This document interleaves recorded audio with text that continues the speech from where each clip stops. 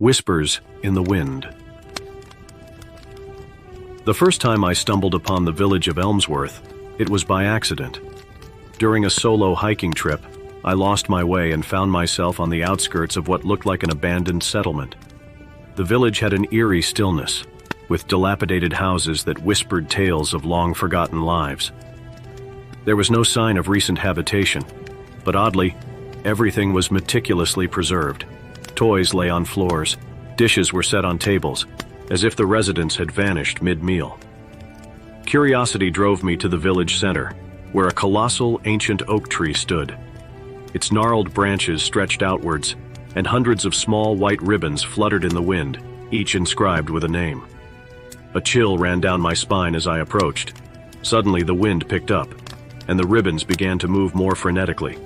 And then, as if from nowhere, I heard it. Whispers. Thousands of them, all around me, unintelligible and overlapping. Panicked, I turned to leave, but my eyes caught one ribbon, gently twisting in the wind. My heart skipped a beat. Inscribed on it was my name.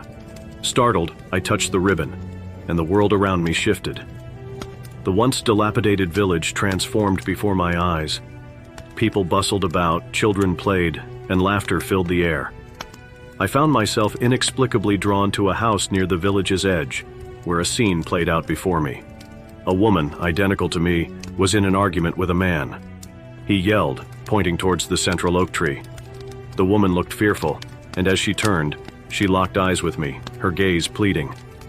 The vision ended as suddenly as it began, returning me to the desolate village center. The whispers grew louder, more insistent. Amongst the cacophony, I discerned a voice. "Help us, free us." Determined to uncover the mystery, I decided to spend the night in the village. As darkness enveloped Elmsworth, the whispers grew more pronounced. Each house, each corner, echoed with the tales of its past inhabitants. In the dead of night, I was awakened by a soft lullaby. Following its source, I was led to the base of the oak tree. There, the apparition of the woman I had seen earlier beckoned me closer. Hesitantly, I approached. "You've seen the memory," she began, her voice melancholic. "Elmsworth is trapped in a loop of its final day. We were accused, wronged, and tied to this tree. Our souls bound with these ribbons." "Why did I see myself?" I asked, voice trembling. "Time is a strange thing," she replied. "Generations overlap, souls reincarnate. You were me in another life. The man, the village head, accused us of witchcraft, and our fate was sealed." She pointed to a ribbon inscribed with her name, Eleanor. "The only way to break this cycle, to free us, is to sever the bond. You must cut the ribbons." Equipped with a small knife from my backpack, I began the task. But with each ribbon I tried to cut, an overwhelming sense of dread washed over me. Visions of angry villagers, of the oak tree bathed in moonlight, of terrified faces flashed before me. Gathering all my courage, I focused on Eleanor's ribbon. The whispers surged to an overwhelming roar as I made the first cut.